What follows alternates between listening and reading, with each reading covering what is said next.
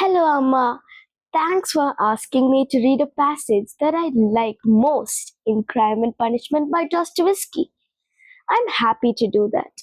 I would also like to read it as an offering to all parents in this world to encourage them as to what they may expect of their children. The context of the passage from the fourth book, chapter 4 of Crime and Punishment, is as follows. Raskolnikov, the main character, happened to murder two women under certain circumstances. Since then, he has been tormented with a great and unbearable sense of guilt. In the meanwhile, he develops a relationship with a young girl called Sonia.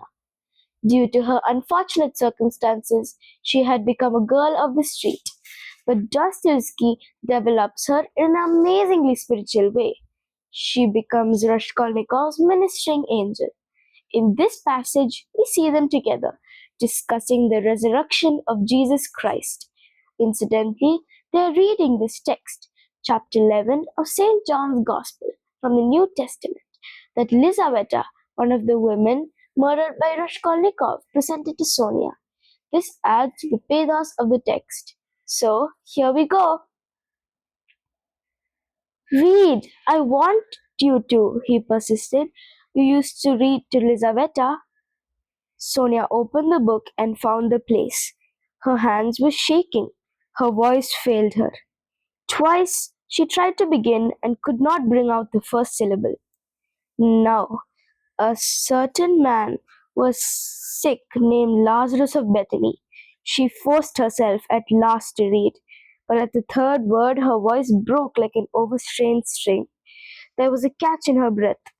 Raskolnikov saw in part why Sonia could not bring herself to read to him, and the more he saw this, the more roughly and irritably he insisted on her doing so. He understood only too well how painful it was for her to betray and unveil all that was her own.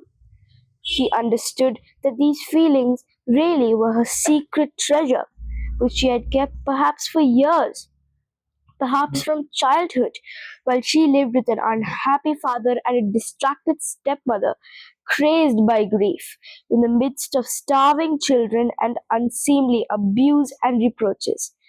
But at the same time, he knew how and knew for certain, although it filled her with dread and suffering, yet she had a tormenting desire to read and to read to him, that he might hear it, and to read now, whatever might come of it. He read this in her eyes. He could see it in her intense emotion. She mastered herself, controlled the spasm in her throat, and went on reading the 11th chapter of St. John. She went on to the 19th verse. And many of the Jews came to Martha and Mary to comfort them concerning their brother. Then Martha, as soon as she heard that Jesus was coming, went and met him. But Mary sat still in the house. Then said Martha unto Jesus, Lord, if thou hadst been here, my brother had not died. But I know that even now whatsoever thou wilt ask of God, God will give it thee. Then she stopped again with a shamefaced feeling that her voice would quiver and break again. Jesus said unto her, Thy brother shall rise again. Martha saith unto him, I know that he shall rise again in the resurrection at the last day. Jesus said unto her, I am the resurrection and the life. He that believeth in me, though he were dead, yet shall he live. And whosoever liveth and believeth in me shall never die. Believest thou this? She said unto him, and drawing a painful breath, Sonia read distinctly and forcibly as though she were making a public confession of faith. Yea, Lord, I believe that thou art the Christ, the Son of God, which should come into the world. She stopped and looked up quickly at him, but controlling herself went on reading. Raskolnikov sat without moving, his elbows on the table and his eyes turned away. She read to the 32nd verse. Then, when Mary was come where Jesus was, and saw him, she fell down at his feet, saying unto him, Lord, If thou hadst been there, my brother had not died. When Jesus therefore saw her weeping, and the Jews also weeping which came with her, he groaned in the spirit and was troubled, and said, Where have ye laid him? They said unto him, Lord, come and see. Jesus wept. Then said the Jews, Behold how I loved him.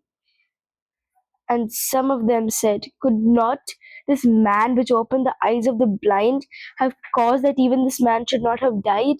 Raskolnikov turned and looked at her with emotion. Yes, he had known it. She was trembling in a real physical fever. He had expected it.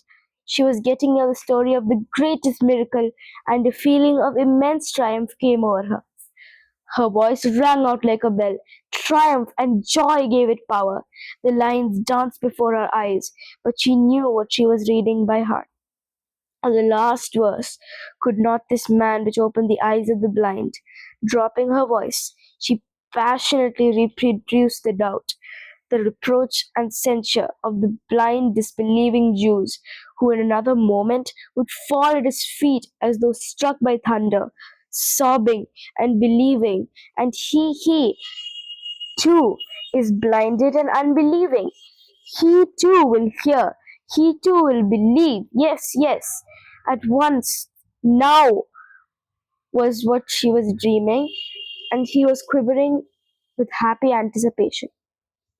Jesus, therefore, again groaning in himself, cometh to the grave. It was a cave, and a stone lay upon it. Jesus said, Take ye away the stone. Martha, the sister of him that was dead, said unto him, Lord, by this time he stinketh. He had been dead 4 days. She laid emphasis on the word 4. Jesus saith unto her, Said I not unto thee that if thou wouldest believe, thou shouldest see the glory of God? Then they took away the stone from the place where the dead was laid. And Jesus lifted up his eyes and said, Father, I thank thee that thou hast heard me. And I knew that thou hearest me always. But because of the people which stand by, I said it, that they may believe that thou hast sent me. And when he thus had spoken, he cried with a loud voice, Lazarus, come forth. And he that was dead came forth.